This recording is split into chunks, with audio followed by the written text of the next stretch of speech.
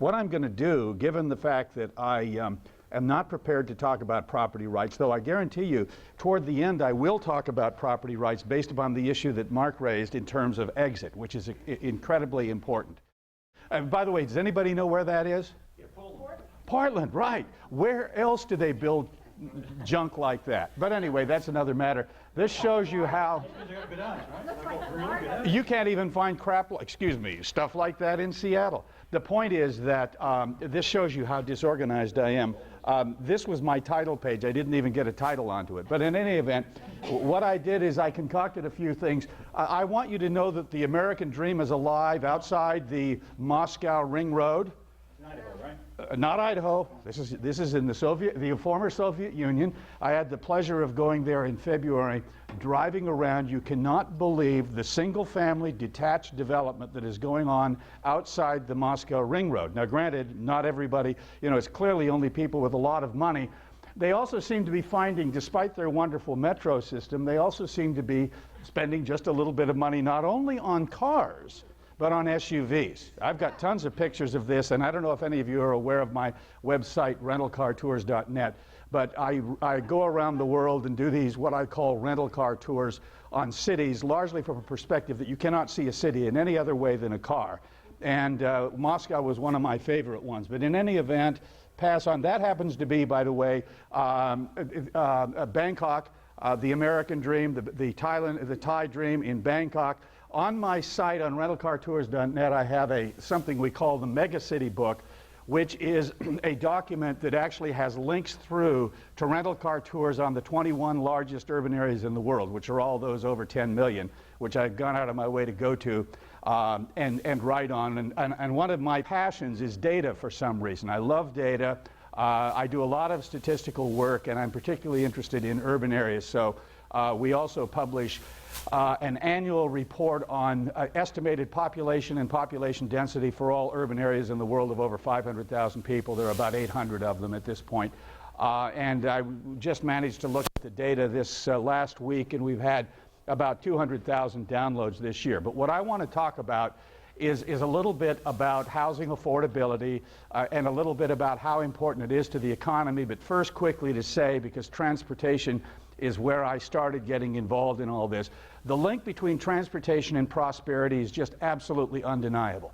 This is data based upon work by Angus Maddison at the OECD. Angus Maddison basically put together estimates of the constant dollar gross domestic products in countries from 1500 until the present.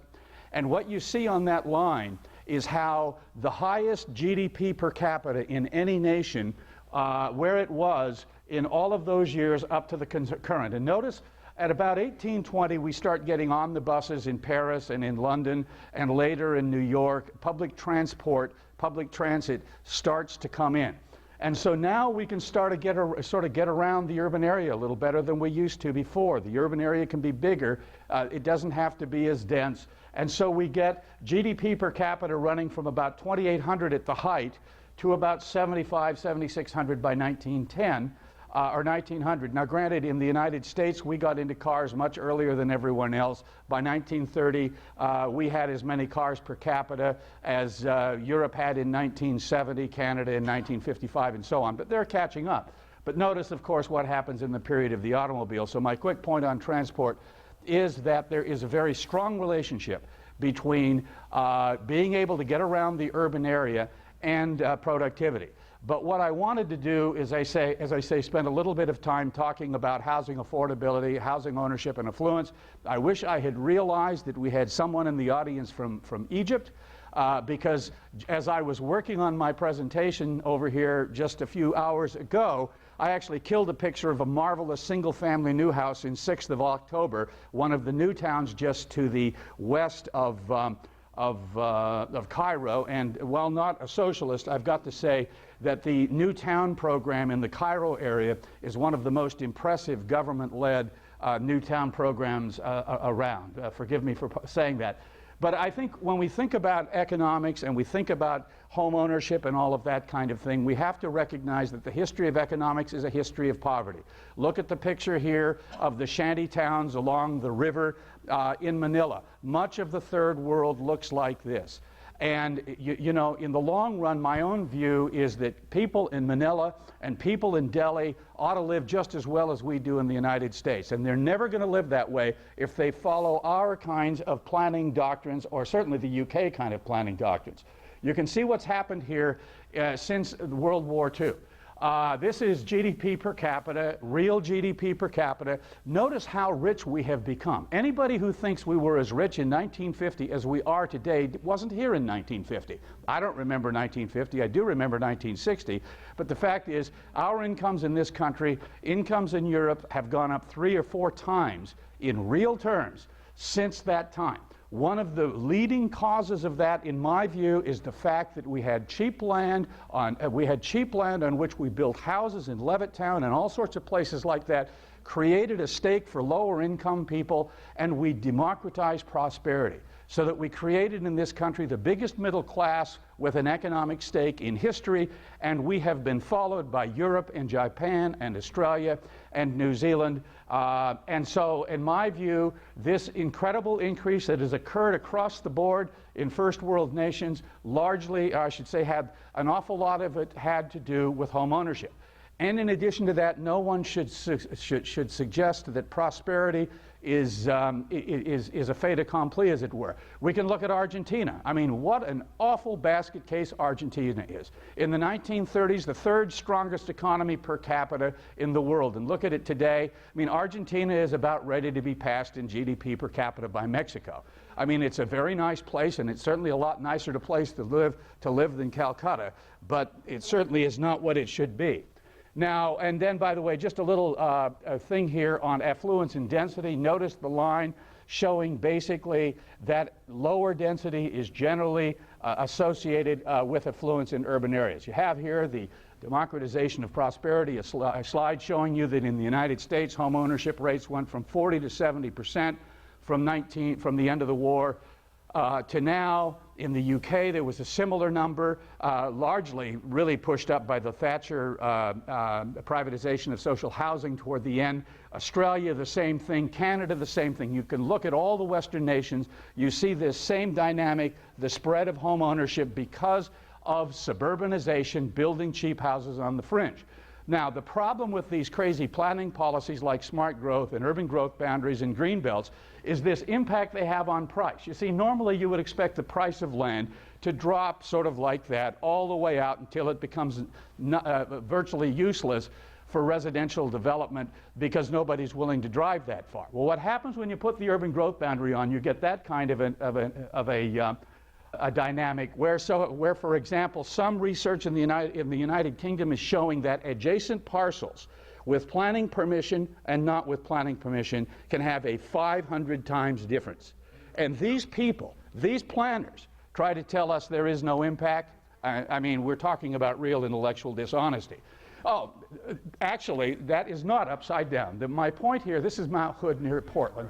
And what I'm basically suggesting is the other side, the planners love what I call sunrises in the West kinds of economic studies. They basically go out of their way to show that there is no impact of these smart growth policies on housing affordability. We know there is. We know that when you ration the supply of a valued good, it's going to drive the price up. And all of the evidence indicates that.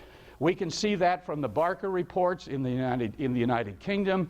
We see it from Glazer, who Randall referred to, work by the Policy Exchange in the UK, work by the Joint Center for Housing at Harvard.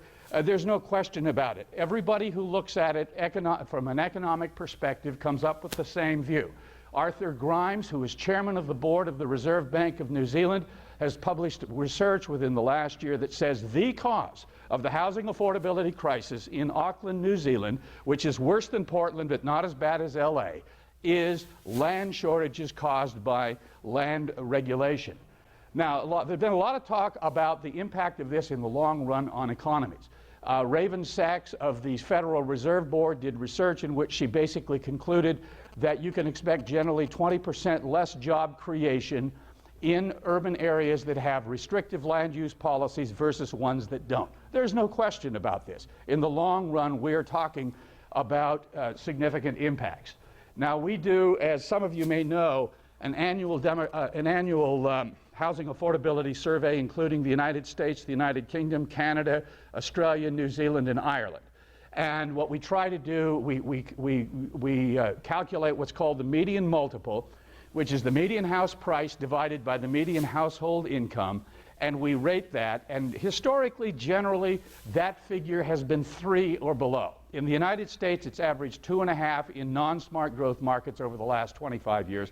But 3 is about where it's been, sort of at the high end. That happens to be a picture of in Kansas City, by the way. And I wanted to mention for Mark's benefit, Randall's mention of the median house price yesterday being at $200,000 in the United States. That's median.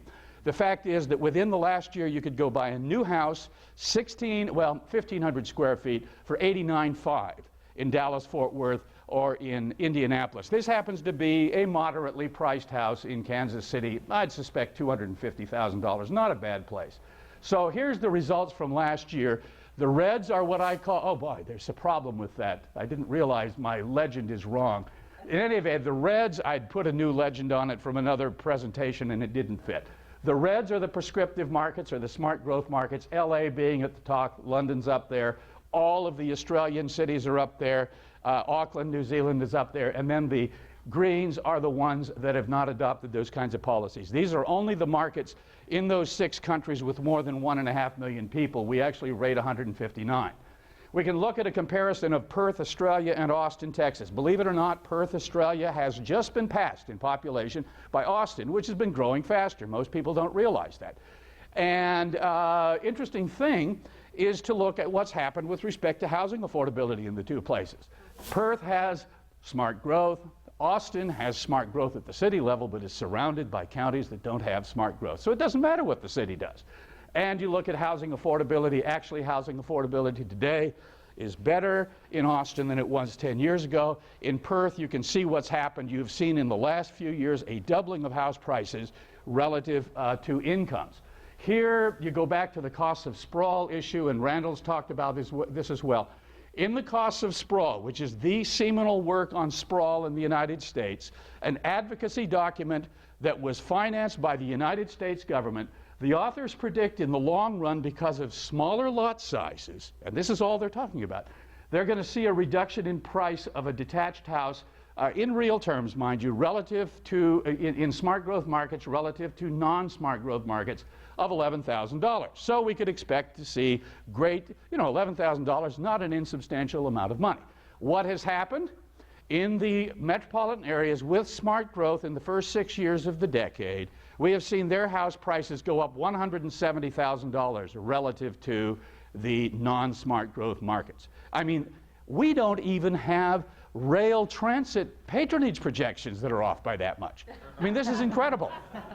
So housing is still affordable many places. This is 2 blocks from my house, 180 grand for, say, 2,000 square feet on a quarter acre lot.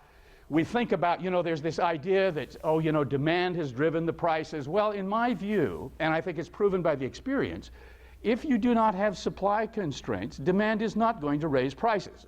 So what do you think? The 4 fastest growing urban areas in the first world are called Dallas-Fort Worth, Atlanta, Houston, and Singapore. I don't have any data on Singapore, but those 3 of the 4 fastest growing markets of more than 5 million population are those 3 cities. And let's think about it now. Median house price in Houston's about $145. Median house price in Dallas-Fort Worth is about $150, and Atlanta's the real outlier at $175. Now think about that. Portland's $300. San Jose is something like $800,000. San Diego is $600,000. I mean, the fact is, it's not demand. Okay, let's see here.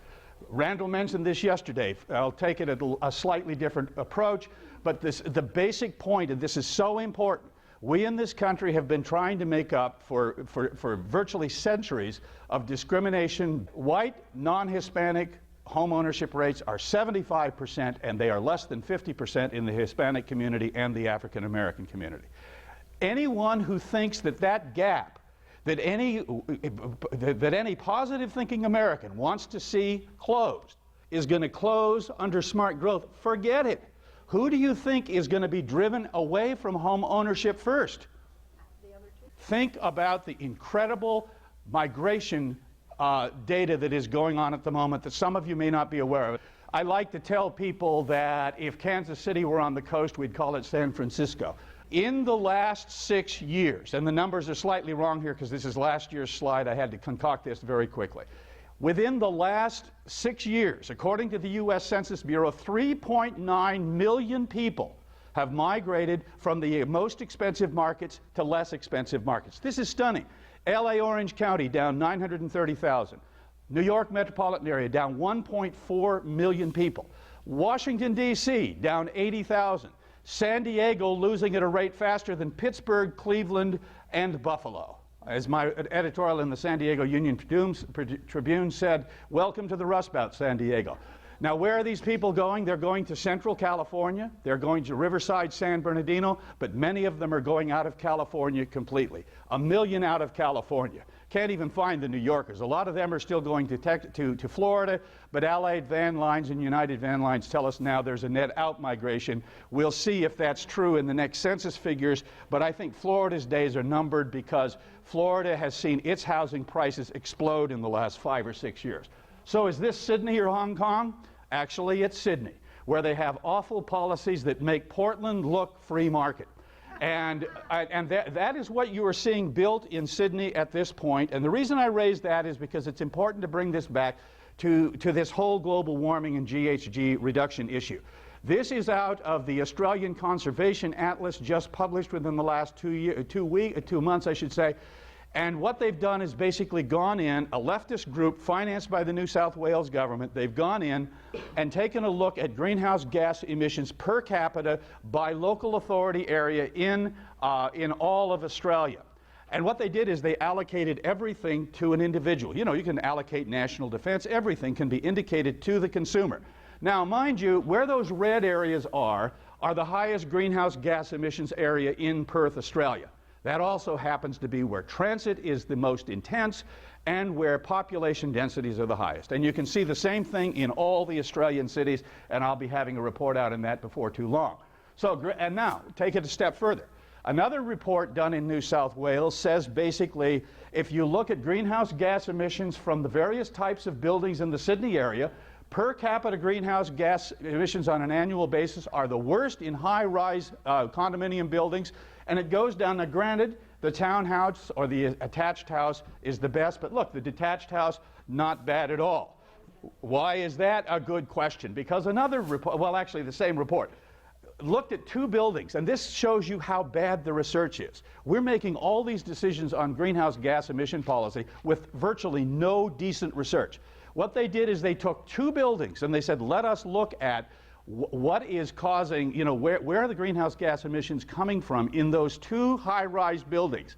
Well, here's the point. We can basically in the first building say that 33% at least comes from the household. But for example, the swimming pool, that's common. The carport, I should say the lighting for the parking lot, the hot water, the air conditioning, the common lighting, all of this is never going to show up on the household bills, which, by the way, in the United States we use to try to estimate this stuff.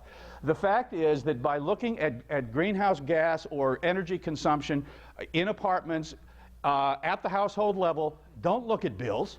Look at the cost of the whole building. And you think, I mean, one reason my house is not as bad as this is I don't have an elevator. Now, maybe I should get one. It is 3 floors and I'm getting older, you know, but, and this is just the other building. But again, 2 buildings, but it's very clear. All of the data indicates this kind of thing. Finishing it up, just a little bit of, this is a single family house in Athens. We've got all sorts of people around the world at high levels beginning to say there are real problems with with smart growth. Ian McFarlane, former governor of the Australian Reserve Bank. Glenn Stevens, now his successor, has recently come on. John Howard and Peter Costello, who regrettably will be out of office in another month based upon the current election projections, also have come out basically saying that smart growth has caused the problem. And I think one of the most important ones is Donald Brash, who was the former governor of the Reserve Bank of New Zealand, who within the last 2 months has said metropolitan urban limits should be prohibited.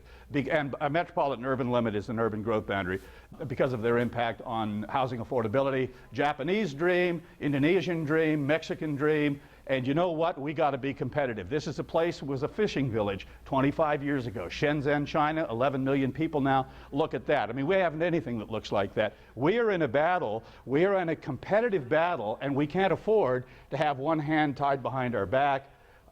This just a reminder of a marvelous book by Benjamin Friedman, in which he basically argues that economic growth is a necessity for social cohesion. So anyway, I think, oh yeah, I'll just finish with my favorite slide, which is basically where we ought to be going with planning. You see, the planners want you to go this way to the railway station in the suburbs of Paris, and strangely, the people go their own way. So that's my non-property rights presentation.